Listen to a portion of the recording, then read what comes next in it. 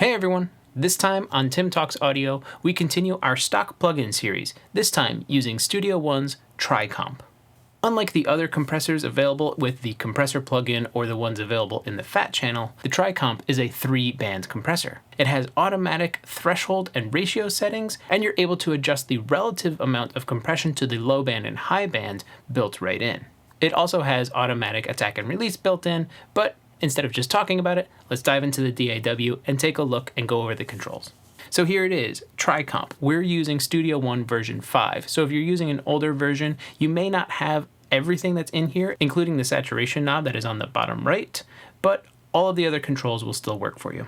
So let's start off with all of our controls. From the left, you have the input gain, which adjusts the amount of input into the compressor. Kind of makes sense. And underneath that is the mix knob, so you can do parallel processing built right into the TriComp. Next to those and on the top, you have the low and high controls. This adjusts the relative amount of compression to the low band and high band in the TriComp, 3 bands of compression. So if you wanted to go ahead and compress maybe your top end a little bit more, you could take the control and push it up so that there's more emphasis on the top end. And if you wanted to retain your low end, you could pull some of that down and not compress it nearly as much. Underneath the low and high controls are the low and high frequency selectors. This adjusts the crossover points for the low band to the mid and the mid band to the high. The low frequency is adjustable from 480 Hz all the way down to 80, and this is the top end of the low band. So set to 80, it's only going to compress anything below 80 Hz. And then it is the opposite for the high frequency. Right now it is set to 3.2K, so 3.2K and above is what's going to be listened to on the high end of the TriComp. This control allows you to go from 800 Hz all the way up to 10K. Continuing on, we have an input and an output meter built right in, and a gain reduction meter on top.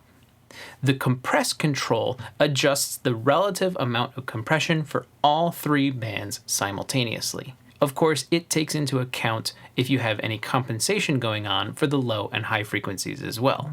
Up next, you have the knee control, which allows you to go from a hard knee or a soft knee, which either is you hit the threshold and you start compressing, or you ease in and out of compression. I have other videos talking about what the knee controls do, and I'll put a flag here or a link in the description for some of those videos. Underneath that, you have your 3 toggle button attack controls: fast, norm, and slow. This is what you get for your attack settings.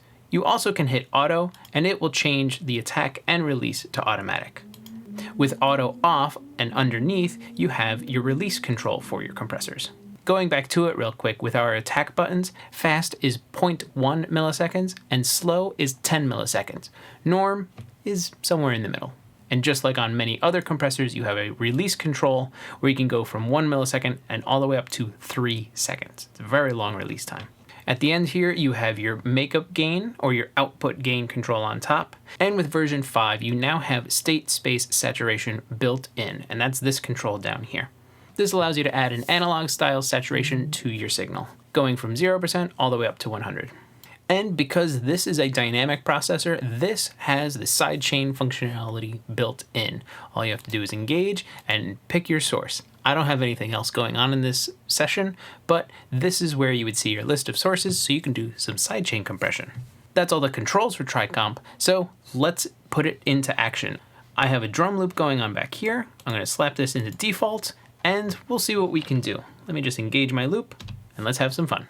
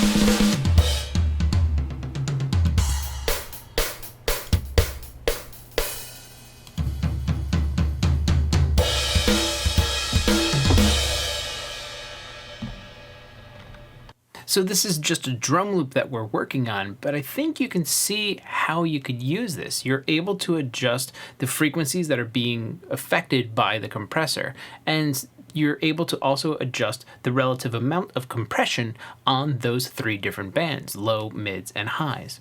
This could be used on your whole mix to add a really nice shine, brilliance, and punch to your mixes, and you could do it in a very subtle way. Adjust the knee so it has a really nice curve, maybe a slow attack, with the release a little bit quickish, maybe kind of medium quick, and that'll give you some really nice punch. And the added benefit of being able to do parallel processing right inside the plugin is an added benefit. What are some other things that you can use TriComp on? Let me know in the comments. That's all for now. If you found anything informative, please like and share the video. For more, visit timflansbaum.com, and if you have a question, ask it in the comments and I'll answer it in a future video. Thanks for watching.